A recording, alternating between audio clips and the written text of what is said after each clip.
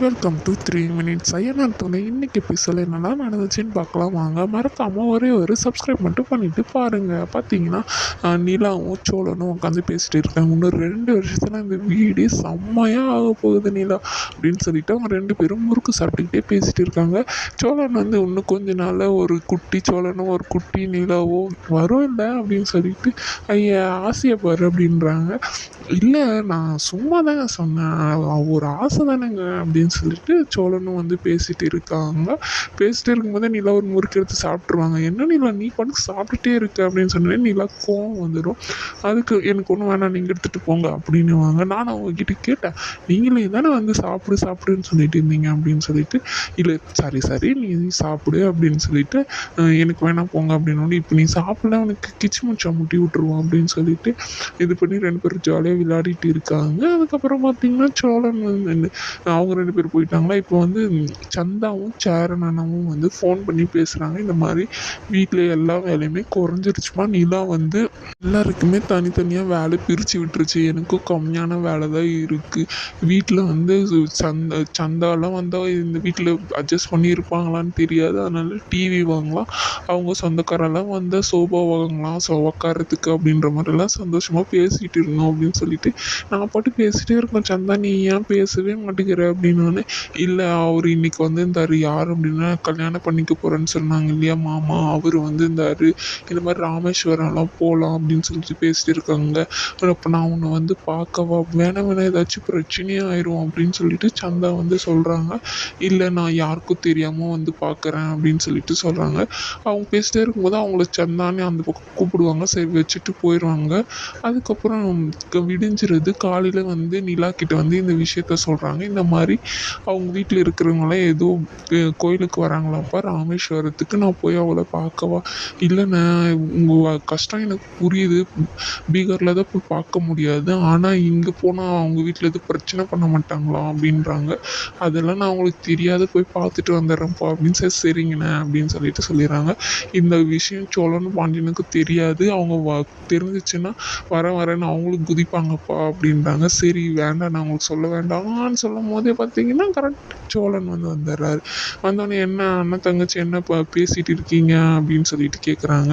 ஒன்றும் இல்லையே வந்து தான் வந்துட்டீங்க குறுக்க அப்படின்னு சொல்லிட்டு நீலா வந்து சொல்கிறாங்க. அப்படியா என்ன தான் பேசுகிறீங்க அண்ணன் தங்கச்சி, சொல்லுங்களா அப்படின்னு சொல்லிட்டு சொன்னாங்க.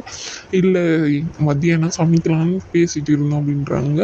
என்னென்ன சமைக்கிற அப்படின்னு. என்னது அப்படின்னு நீலா கேட்பாங்க. இல்லை என்ன சமைக்க போகிறோம் அப்படின்னு கேட்டேங்க அப்படின்றாங்க. அதுக்கப்புறம் பார்த்தீங்கன்னா வர நீ ரொம்ப பேசுகிற நீலா அப்படின்றாங்க. அதுக்கு சேரன் எழுந்துக்கிட்டு உன் கூட சேர்றா இல்லைடா, அதனால அப்படி தான் இருப்பா அப்படின்றாங்க.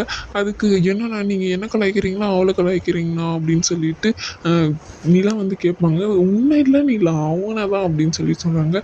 ஒன்றுனா போதுமே அண்ணன் தங்கச்சி 2 பேரும் ஒன்று சேர்ந்துருவீங்களே அப்படின்னு பேசிட்டே இருக்கும்போது பாண்டியனும் பல்லவனும் வராங்க. அந்த சிக்கனு இதெல்லாம் வாங்கிட்டு வர சொன்னேன்னா வாங்கிட்டு வந்துட்டேன் அப்படின்னோடனே உள்ளே எடுத்துன்னு வை அப்படின்னு சொல்லிட்டு வச்சிடுறாங்க.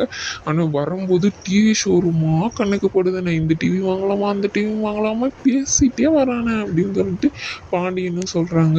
ஒரு டிவி வாங்க போகிறோம், நல்ல விஷயம் தான், எது வாங்குறது எது வாங்கக்கூடாதுன்னு சொல்லிட்டு அப்படின்னு அவங்களும் சொல்லிட்டு இருக்காங்க. நிலா சரி இன்னைக்கு ஈவினிங் போகலாம் எல்லாருமே ரெடியாக இருங்க அப்படின்னு சொல்லிட்டு பேசிட்டு இருக்கும்போது நடேசன் வந்து வராரு. வந்தோடனே இந்தப்பா சமோசா, இந்த உனக்கு பிடிக்கும் இல்லை அப்படின்னு சொல்லி தராங்க. ஒன்றும் எனக்கு தேவையில்லை நீங்கள் எடுத்துகிட்டு போங்க அப்படின்றாங்க. ஒரு டைம் உன் மேலே சத்தியத்தை மீறிட்டேன், இனிமேல் குடிக்க மாட்டேன், இதுவும் மேலே சத்தியம் அப்படின்னு சொல்லிட்டு சொல்ல வராங்க.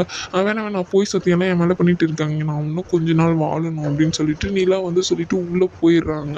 அதுக்கப்புறம் எல்லாருக்கிட்டையுமே கேட்குறாங்க, யாரும் வேணான்னு சொன்னோடனே அவரே எடுத்துகிட்டு போய் சாப்பிட்லான்னு சொல்லிட்டு போயிடுறாரு. அதுக்கப்புறம் பார்த்தீங்கன்னா ஒய்ஃபை போடுறதுக்காக சோழன் வந்து ஃபோன் பண்ணியிருப்பார். அவங்களும் வீட்டுக்கு வந்திருப்பாங்க. எங்கே மாட்டுறது என்னன்னு சொல்லிட்டு. சூப்பர்ண்ணே, டிவி வாங்கின பின்னாடி தான் சொல்லலாம்னு நினச்சேன், கல்யாணம் ஆனதுலேருந்து பொறுப்பு அதிகமாகிடுச்சுண்ணே அப்படின்னு சொல்லிட்டு சொல்கிறாங்க. அதுக்கு பாண்டியன் எடுத்துக்கிட்டு சோழன் எடுத்துக்கிட்டு ஏன்டா அதுக்கு முன்னாடி நான் என்ன மக்காவாக இருந்தேன், அது நீயே சொன்ன எப்படிடா நாங்கள் தான் சொல்லணும் அப்படின்னு சொல்லிட்டு இருக்காங்க பாண்டியன் எல்லாமே. வந்த முன்னாடி எதுக்கெல்லாம் சண்டை போட்டுட்டு இருக்கீங்க, கொஞ்சம் பாருங்கடா அவங்கள அப்படின்னு சொல்லிட்டு அவங்க வந்து ஒய்ஃபைல ஃபிட் பண்ணிட்டு போயிடுறாங்க. சூப்பர் அப்படின்னு சொல்லிட்டு பல்லவன் வந்து செம்ம ஹாப்பியாக இருக்காங்க.